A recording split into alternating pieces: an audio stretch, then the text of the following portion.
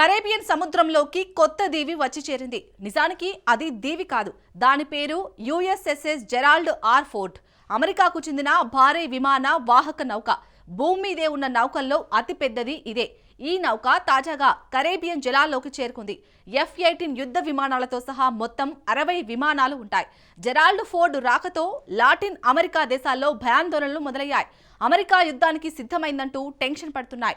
మరోవైపు వెనిజులా అధ్యక్షుడు Maduro imagine all people living life in peace అనే శాంతి గీతాన్ని పాడుతున్నాడు. అసలు కరేబియన్ సముద్రంలో ఏం జరుగుతుంది?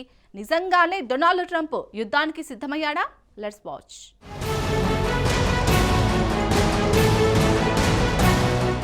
వెనిజులాపై డొనాల్డ్ ట్రంప్ యుద్ధం చేస్తాడా? లాటిన్ అమెరికా దేశాల్లో భయం మొదలైందా? మదురో డొనాల్డ్ ట్రంప్ చర్చలు సాధ్యమేనా?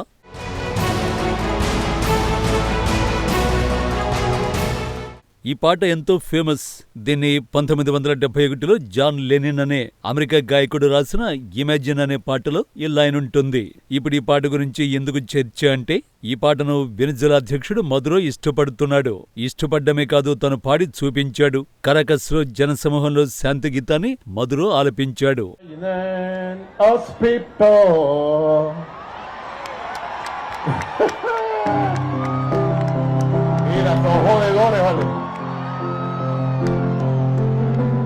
శాంతి కోసమే వెనిజులా అధ్యక్షుడు ఈ పాట పాడి ఉండొచ్చు. కానీ ఇప్పుడు అతని దేశం యుద్ధం అంచున ఉంది. ఆ దేశంపై దాడికి అమెరికా కాచుకొని కూర్చుంది. ప్రత్యేకించి ఆ దేశంపై యుద్ధానికి ట్రంప్ సిద్ధమయ్యాడు. బహుశా కరేబియన్ ప్రాంతాన్ని యుద్ధంలోకి ట్రంప్ నెట్టేస్తున్నాడు. అయితే ఇక్కడ ప్రశ్న ఏమిటంటే, వెనిజులాను ట్రంప్ ఆక్రమించుకుంటాడా? ఆ దేశంపై అమెరికా దాడి చేస్తుందా? ఎందుకంటే కరేబియన్ సముద్రంలో అమెరికా సైన్యం సాధారణంగా కనిపించడం లేదు. యుద్ధానికి సిద్ధమైనట్టు అనిపిస్తోంది. ఈ భూమి మీదే అతి పెద్ద నౌకగా పేరున్న జెరాల్డ్ ఫోర్డ్ను వెనిజులా తీరానికి మోహరించింది అమెరికా. ఇప్పుడు ఈ నౌక కరేబియన్ జలాల్లో ఉంది. దీనిపై F-18తో సహా మొత్తం 60 విమానాలున్నాయి. ఇది భారీ ఫైర్ పవర్ గా చెప్పొచ్చు. ప్లస్ 12,000 మంది నావికాదళం సైనికులు ఉన్నారు. పెంటగాన్ ఈ ఆపరేషన్ సదర్న్ స్పియర్ గా పిలుస్తోంది. ఈ చర్యలతో అమెరికాకు సన్నిహిత మిత్ర దేశాలైన కెనడా, UK తీవ్ర అసంతృప్తికి గురవుతున్నాయి. ఇప్పటికే నిఘా సమాచారాన్ని పంచుకోవడం మానేశాయి. వివాదాస్పద బోటు దాడులకు ఆ రెండు దేశాలు నిరసన తెలిపాయి. సెప్టెంబర్ నుంచి ఇప్పటి వరకు 21 బోట్లను అమెరికా ధ్వంసం చేసింది. ఈ బోట్లను డ్రగ్స్ తరలిస్తున్న బోట్లుగా అమెరికా వాదిస్తోంది.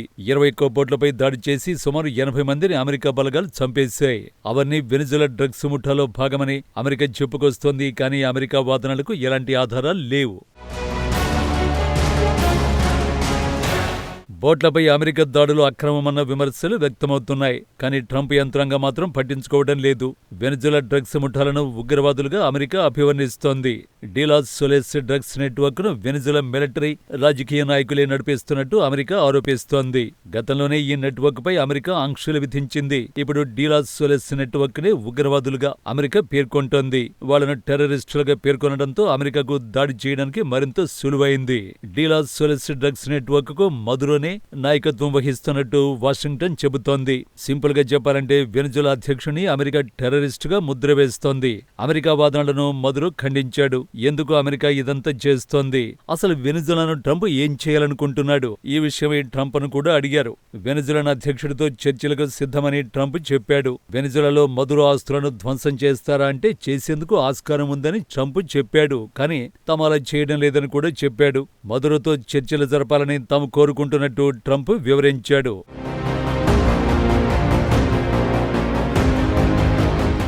అసౌకర్యమైన నిజం ఒకటి ఉంది. ఎవరూ యుద్ధాన్ని కోరుకోవడం లేదు. కానీ యుద్ధానికి రెండు పక్షాలు సిద్ధమవుతున్నాయి. ఒకవైపు యుద్ధ నౌకల్ని మోహరించి ట్రంప్ తన బలాన్ని ప్రదర్శిస్తున్నాడు.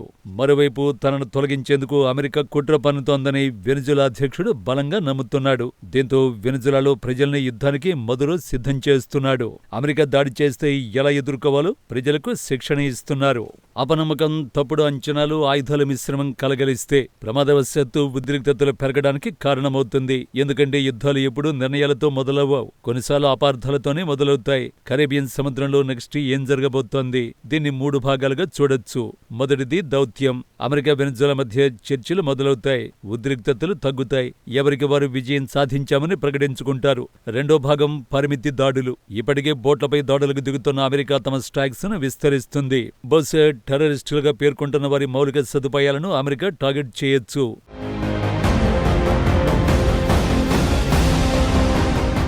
పూర్తిస్థాయి ఆక్రమణకు అమెరికా దిగకపోవచ్చు. సింపుల్ గా చెప్పాలంటే షాడో వార్ జరుగుతుంది. ఇక చివరి భాగం పూర్తిస్థాయి మిలిటరీ చర్య.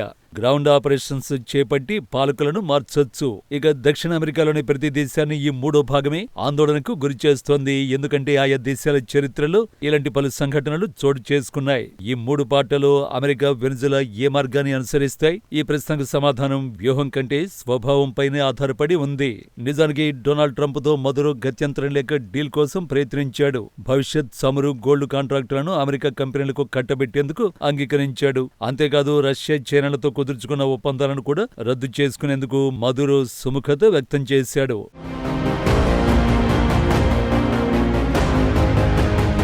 సింపుల్ గా చెప్పాలంటే తన దేశాన్ని అమెరికాకు అమ్మేందుకు మదురో సిద్ధమయ్యాడు. అయితే మదురో ప్రతిపాదనల్ని డొనాల్డ్ ట్రంప్ తోసిపుచ్చాడు.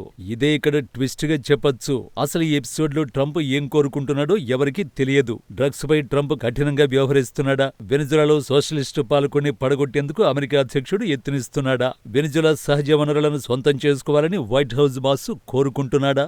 ఈ ప్రశ్నలకు ఎవరి వద్ద సమాధానాలు లేవు. అయితే తిరుగుబాట్లు, దండయాత్రలు, ఆంక్షలు, రహస్య యుద్ధాలను ఎన్నింటినో లాటిన్ అమెరికా చవిచూసింది. ఒక్క నిప్పురవ్వ చాలు అది భారీ కార్చిచ్చుగా మారడానికి.